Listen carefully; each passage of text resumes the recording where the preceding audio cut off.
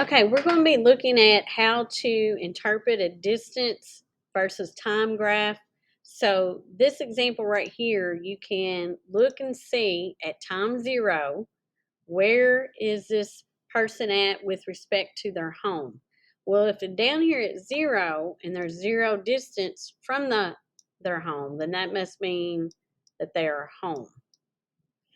If the graph is going up, then you can interpret that as you're going away from your home.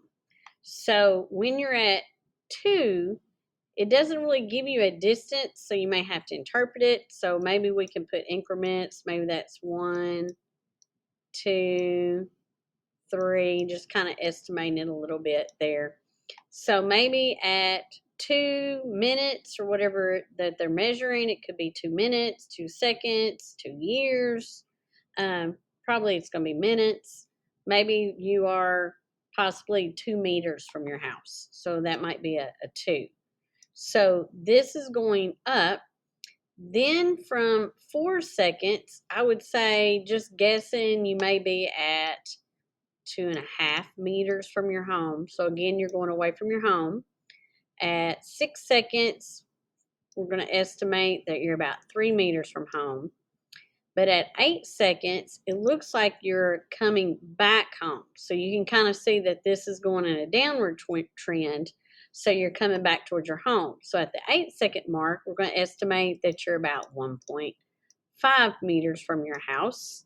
And at the 10-second mark, you are at 0 meters from your house. So that's something I could do to kind of fix that table. Now, if you want to know how fast you are going, that's going back to slope that you should have had a pretty good understanding of. Figure out how much distance have you traveled. So in this case, we've traveled 2 meters.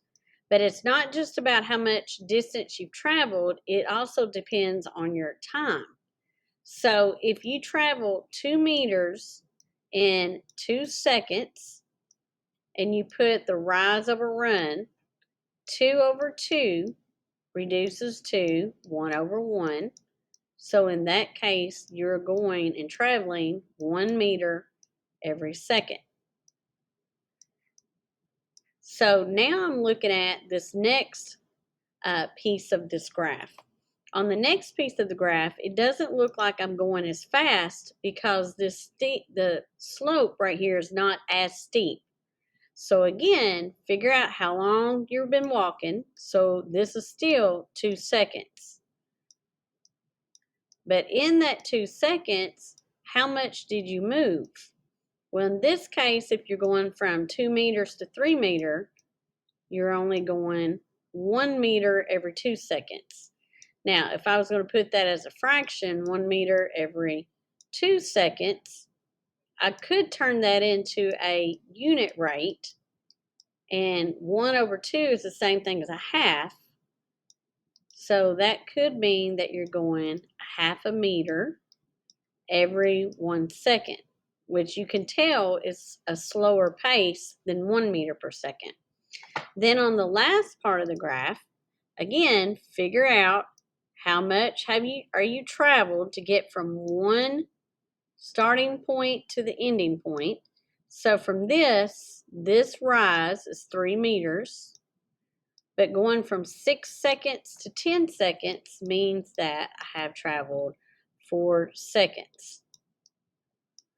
So the last slope, I can travel 3 meters in 4 seconds. Well, if I take 3 divided by 4 and figure out how much I'm traveling per second, then I'm traveling 0.75 of a meter every second.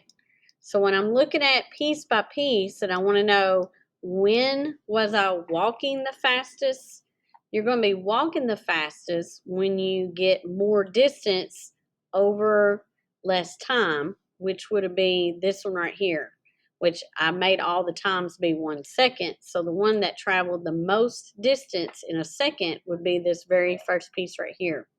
So I'm walking fast. Then I'm slowing down, still going away from home. And then I pick my pace up. I'm not going as fast as I did at the beginning, but now I'm walking back home. So that's kind of how you can interpret these types of graphs.